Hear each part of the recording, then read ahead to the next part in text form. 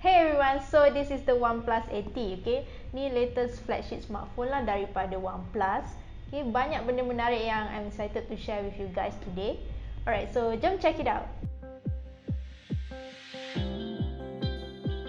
So first of all, jom kita tengok design OnePlus 80 ni. Okay, so OnePlus 80 ni dia ada dua warna, satu aqua green dan juga lunar silver. Okay, so this one is lunar silver.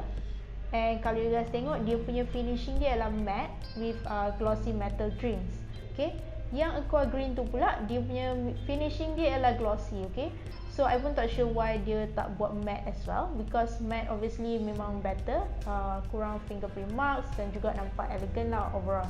If you guys notice, OnePlus usually dia punya kamera dekat belakang ni, dekat center back kan, but for this one dia letak dekat belah sini. Okay, so dia memang different lah daripada OnePlus punya phone yang lain. So dekat depan phone ni, OnePlus kekalkan punch hole camera, and then dekat belah kanan ada notification slider, ada power button, dekat bawah pula ada speaker, ada USB Type-C punya port dan juga SIM card punya tray, and then dekat belah kiri ada volume button. Okay, so phone ni tak ada audio jack, so memang kalau nak pakai wired earphone memang kena pakai adapter lah. Okay, so satu lagi perbezaan OnePlus 80 ni dengan 8 dan juga 8 Pro ialah dia punya screen. So screen dia bukan curved edge, dia flat display. Okay, so I prefer this one because kita tak tertekan tepi-tepi ni, so thumbs up for that. So for the display, OnePlus 80 menggunakan 6.55 inch AMOLED display dengan 120Hz refresh rate. Phone ni maybe nampak besar, especially dengan screen size ni, tapi kalau pegang memang tak rasa besar pun. I think mostly sebab dia punya dia tak berat and dia tak tebal sangat. So since dia pakai AMOLED display, so memang screen dia terang, memang cantik lah, color pun okay. And kalau nak pakai ada matahari ke dalam bilik terang pun tak ada masalah. And since dia punya refresh rate pun quite high, which is 120Hz, memang smooth kalau nak scroll atau nak main game pun okay, compared to phone yang 90Hz or 60Hz punya refresh rate lah. Overall, it's a pretty good display. Alright, for the chipset pula, OnePlus 80 ni menggunakan Snapdragon 865 dengan 8GB RAM dan juga 128GB storage. Okay, so storage dia pun not expandable.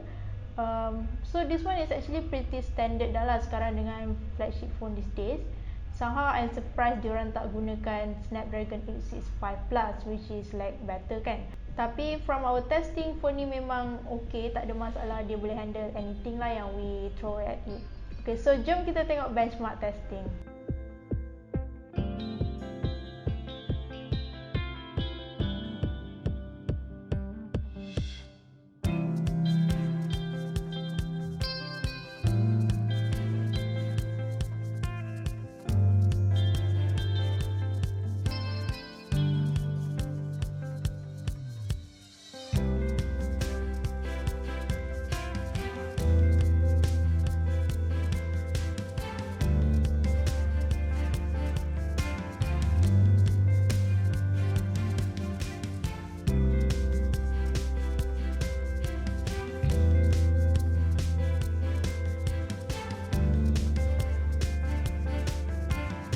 Now let's talk about the battery. So OnePlus ni memang brand yang famous lah for dia orang punya quick charging. Okay, but for OnePlus 80 ni dia macam memang terbaik lah.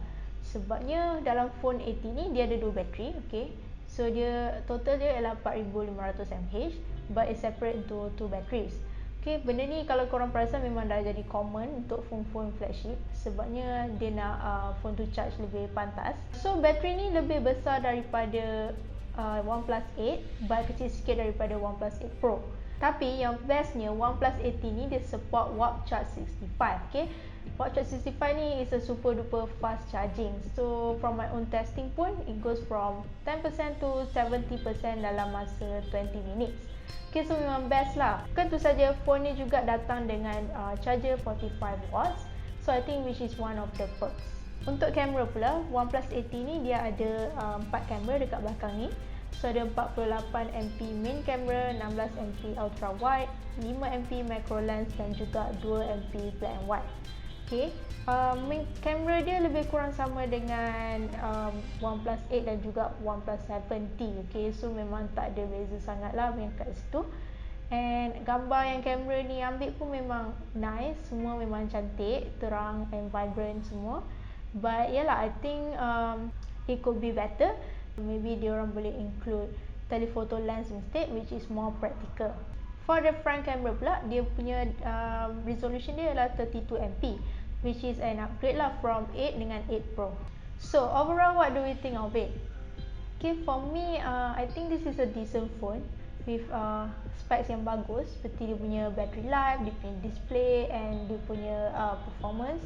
Overall macam memang memuaskan, but tapi at the same time I think it could be better for a flagship phone. Okay, sebab dia tak banyak sangat beza dengan OnePlus 8 ataupun OnePlus 8 Pro. So it's a bit hard lah untuk decide whether this is worth it or not. But if you guys berminat untuk dapatkan OnePlus 8 ini, bolehlah kunjungi mana-mana cawangan DirectD ataupun dapatkannya online di www.directd.com.my. That's all from DirectDMedia. Thank you for watching. Stay safe and see you in the next video. Adios!